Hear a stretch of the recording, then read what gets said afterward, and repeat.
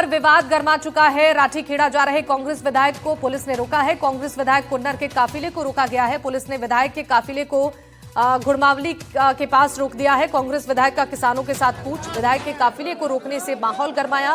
विधायक कुन्नर सहित कई किसानों ने बैरिकेडिंग तोड़ी है। तस्वीरें भी आपको दिखा रहे हैं। यहाँ पर जो माहौल है वो अब गर्माता जा रहा है। राठीखेड़ा में पुलिस के साथ झड़प भी हुई है। विधायक के काफिले को रोका गया है। दरअसल विधायक किसानों के साथ पूछ करने की कोशिश कर रहे थे, लेकिन रास्ते में ही उनके काफिले को रोका गया, जिसके बाद माहौल और गर्मा गया है। विधायक कुन्नर सहित कई किसानों ने यहाँ पर मिलकर बैरिकेडिंग्स को तोड़ा है और बैरिकेडिंग तोड़कर आगे बढ़ने की कोशिश कर रहे थे। यहाँ पर प्रशासन की टीमों ने उन्हें रोकने की कोशिश की। एथेनॉल फैक्ट्री के विरोध में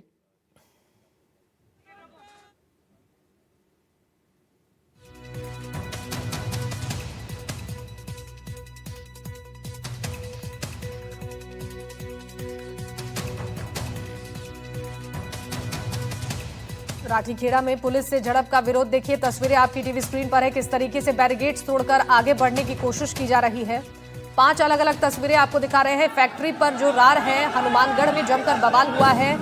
कल की ये तस्वीर है जब गाड़ियां तोड़ी गई थी। यहाँ पर फैक्ट्री की दीवार को गिराई गई थी, गाड़ियों को आग के हवाले किया गया था। जो गाड़ियां जली हुई थी उसकी तस्वीरें भी आपको दिखा रहे हैं। और पुलिस के साथ जो झड़प हुई थी वो भी इन तस्वीरों में आप देखिए। मौके पर किसानों ने नारेबाजी की है। तनाव के मद्देनजर भारी पुलिस जाब्ता यहाँ मौके पर तैनात किया गया है।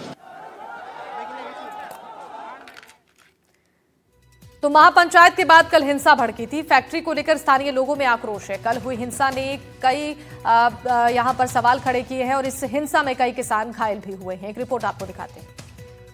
एथेनॉल फैक्ट्री के विरोध में किसान जिस तरह से लगातार विरोध प्रदर्शन कर रहे हैं, उनका पड़ाव जो है पुलिस से टकराव के बाद अब गुरुद्वारा में बन गया है। और आप ये देखिए, ये एथेनॉल फैक्ट्री हटाओ क्षेत्र बचाओ संघर्ष समिति टीबी जिला हनुमानगढ़ का पोस्टर बैनर महापंचायत कल हुई थी और ये टीबी का गुरुद्वारा है। यहाँ पर अभी किसान सुबह जुटना शुरू हो गए हैं। उनके ट्रैक्टरों को आप यहाँ पे देख सकते हैं। यहाँ पर किसान जो कल घायल हुए थे उनको रखा भी गया है। उनके चाय पानी के इंतजाम अभी किए जा रहे हैं और मैं उन घायलों से भी आपकी बात कराऊंगा। लेकिन अब इसी गुरुद्वारा में किसान आगे इस आंदोलन की रूपरेखा क्या होगी, आगे क्या करना है, किस तरीके से विरोध प्रदर्शन करना है, खास तौर पर जिस तरीके से टकराव के हालात बने हैं, किसानों की आगे की रणनीति क्या होगी वो तय की जाएगी। 11 बजे आज यहाँ पर किसानों की बैठक बुलाई गई है। लेकिन ये देखिए, गुरुद्वारा के अंदर जो किसान कल घायल हुए थे अब वो यहाँ पर अभी हैं। उनकी मरहम पट्टी की गई है और अभी वो आराम कर रहे हैं और साथ ही ये आगे की रणनीति क्या होगी उस पर बात भी कर रहे हैं। देखिए, यहाँ पर कुछ घायल किसान हैं, उनकी जो चोट है वो आपको दिखा सकते हैं और यहाँ पर मरहम पट्टी के बाद उनको यहाँ पर रखा गया है। उनसे बात भी कर लेते हैं। आपका नाम क्या है? मेरा नाम जी रवजोत सिंह, रवि जोसन है जी मेरा नाम। रवि जी, आपके पैर में चोट आई है, किस तरीके से कल हालात बने? ये सर हमारा जो ये आंदोलन है जी, एक जन आंदोलन था जो पिछले 16 महीने से चल रहा है। बिल्कुल शांतमय तरीके से चल रहा था।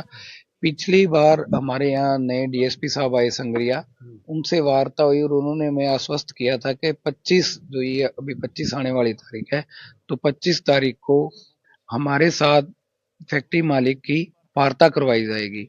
लेकिन न जाने प्रशासन पर ऐसा कैसा दबाव आया कि पिछली 18 जो तारीख थी उस समय हमारे 11 साथियों को सुबह 4 बजे घरों से उठा लिया गया। बड़ी बर्बरता तरीके से उठाया गया और उसके बाद में आक्रोशित जनता ने ये निर्णय लिया कि अब ये 10 तारीख का हमारा बड़ा प्रोग्राम रखा गया था। प्रशासन से वार्ता के लिए कल की हमारे वीडियो जारी हैं, हमारे फुटेज जारी हैं। 1 बजे का टाइम दिया गया, उसके बाद में 2 बजे का टाइम दिया गया, 2 बजे के बाद में 3 बजे का टाइम दिया गया। लेकिन 3 बजे तक प्रशासन की तरफ से किसी भी तरह का कोई अधिकारी यहाँ नहीं पहुंचा।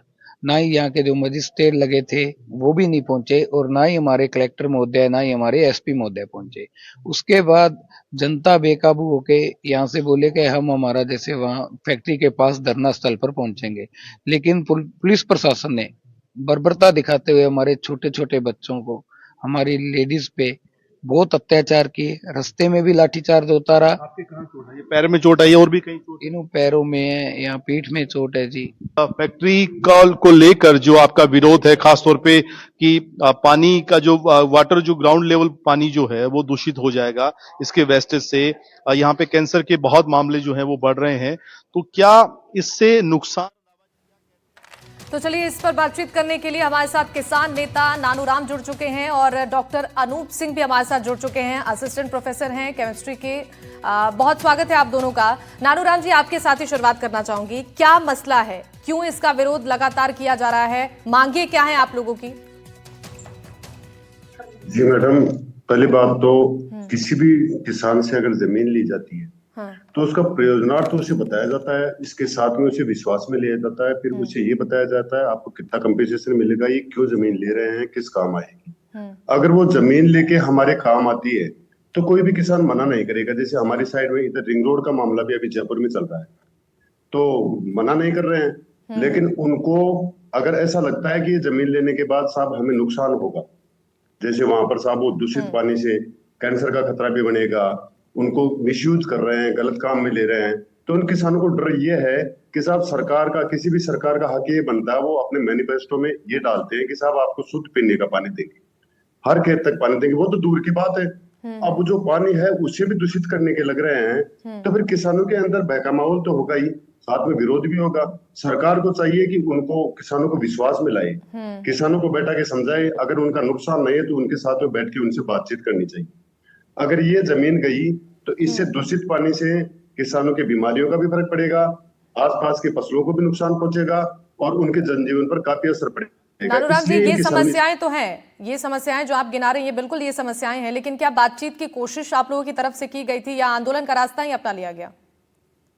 नहीं, बातचीत की कोशिश की गई थी। पहले बातचीत के लिए 3-3, 4-4 बार समय मांगा गया है, लेकिन सरकार की तरफ से कोई ऐसा संज्ञान नहीं है कि साहब साथ में बातचीत कर सके। सरकार का एक ही है, भाई जमीन कैसे भी हथिया लो, जमीन कैसे भी ले लो, किसानों से बातचीत करना सरकार ने बेकार समझा। मैंने पहले ही कहा है आपको, सरकार को किसानों को विश्वास में लेना चाहिए, किसानों के साथ सरकार की पहल होनी चाहिए बातचीत की। एक तरफ से किसानों को अचानक से दबा लिया जाए कि साहब आपकी जमीन ये अधिग्रहण होगी, क्यों होगी अधिग्रहण, सरकार को पहले समझाना चाहिए, उसका गजट नोटिफिकेशन निकलना चाहिए, उनको वक्त देना चाहिए कि साहब इतने वक्त में आप अपनी आपत्ति दर्ज करवा सकते हो, उसके बाद में सब प्रक्रिया होती है। अगर डायरेक्ट करने लगे तो किसान तो अग्रेसिव तो होंगे, किसानों की गलती भी क्या है।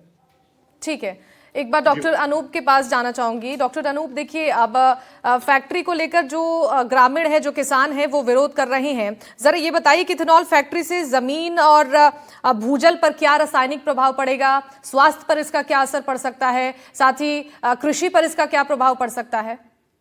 हाँ मैम, नमस्कार मैम। एथेनॉल फैक्ट्री से जो किसानों को मुख्य रूप से जो नुकसान होने वाला है उसमें एक तो भूजल प्रदूषण है, एयर पॉल्यूशन है, एग्रीकल्चर भूमि को नुकसान हो रहा है। इसका रीजन है कि जो भूजल स्तर है उसमें कमी आएगी, बिकॉज कि जो फैक्ट्री से जो दूषित पानी निकलेगा वो ग्राउंड वाटर के अंदर जाएगा, ग्राउंड लेवल पे जाएगा, जिसकी वजह से जो हमारा पीने का पानी है वो दूषित हो जाएगा। पीने के पानी दूषित होने के साथ में जो पानी से जो हमारी बॉडीज के अंदर कॉजेज क्रिएट होंगे, जिसके अंदर आप अभी जिक्र कर रहे थे कि कैंसर का जिक्र होता है, स्किन कॉजेज का जिक्र होता है। दूसरा, जो हमारी एग्रीकल्चर भूमि की जो अपर लेयर है ये हार्मफुल हो जाएगी, ये सूटेबल नहीं रहेगी एग्रीकल्चर पर्पज के लिए। तो ये एक फियर बैठा है किसानों में। ये मैं केमिस्ट्री का शिक्षक होने के नाते कहूंगा कि ये फियर लाजमी है कि किसानों को इसका नुकसान है, बिल्कुल इससे हम डिनाई नहीं कर सकते। बट सरकार को अगर फैक्ट्री लगाना है तो इसके रिजोल्यूशन के, इसके मिनिमाइज करने के और किसानों को गुड फेथ में लेने के लिए अच्छे कदम उठाने चाहिए, ताकि किसान इनके सरकार के साथ कंधे से कंधे मिला सके। डॉक्टर अनूप, इस फैक्ट्री को लेकर ये बात भी कही गई है कि जीरो वेस्टेज पर काम होगा, तो अगर वेस्टेज नहीं होगा तो इस तरीके की समस्याएं भी नहीं बढ़ेंगी। इसको लेकर क्या संभावनाएं हो सकती हैं? मैम, टू एस्पेक्ट्स पे रहता है। एक तो प्रैक्टिकली एस्पेक्ट होता है, एक थ्योरेटिकल एस्पेक्ट होता है। मैं केमिस्ट्री का शिक्षक होने के नाते कहूंगा कि भाई प्रैक्टिकली एस्पेक्ट पे अगर सरकार इसका काम करती है तो वेल एंड गुड है। अगर थ्योरेटिकल बेस पे अगर इस बात को रखती है तो मैं नहीं मानता कि इससे नुकसान होगा। 110% नुकसान तो होगा, बट उसको मिनिमाइज कितना किया जा सकता है, वो किसान कम्युनिटी के लिए कितना बेनिफिशियरी होगा, वहाँ किसान कम्युनिटी के लोगों से बात है। क्योंकि किसान के फियर है कि उसकी जमीन अनउपजाऊ हो जाएगी, वहाँ का जी पानी प्रदूषित हो जाएगा, वहाँ की एयर क्वालिटी बिगड़ जाएगी, वहाँ का लाइफ स्टाइल डिस्टर्ब हो जाएगा, ये एक फियर रहता है और ये हमेशा बना रहेगा। इससे हम डिनाई नहीं, बट हमारे नेशन को डेवलप्ड करने के लिए औद्योगिकरण भी जरूरी है। मैं उस चीज से भी डेक्लाइन नहीं करता, बट सरकार को किसानों के साथ में इसके सदुपयोग और इसके दुरुपयोग दोनों पे ही खुल के वार्ता करनी चाहिए। और उसके दुरुपयोग से बचने के लिए किसानों के भी इनको बातें माननी चाहिए और किसानों को भी समझाना चाहिए कि हम इसमें इस तरह का एस्पेक्ट्स लेके आ रहे हैं ताकि आपको कम से कम प्रदूषण के सामना करना पड़े, कम से कम आपको केमिकल्स, हजार्डस केमिकल्स का सामना करना पड़े। जैसे आजकल हमारे यहाँ ग्रीन जी केमिस्ट्री जी का बड़ा रोल है, मैं केमिस्ट्री, तो हमें वो चीजें अपनानी होंगी ग्रीन टेक्नोलॉजी की, जिससे मिनिमम से मिनिमम हम बेस्ट निकाल पाए, दूषित पानी निकल पाए, जिससे किसान कम्युनिटी का जो फियर है वो बिल्कुल रिजॉल्व हो जाए, मिनिमाइज हो जाए। उस टेक्नोलॉजी का यहाँ अगर यहाँ उपयोग होता है तो स्वागत है, अदरवाइज तो नुकसान तो होगा किसान कम्युनिटी, इससे हम मना नहीं कर सकते। बिल्कुल बहुत शुक्रिया आप दोनों का हमारे साथ जुड़ने के लिए।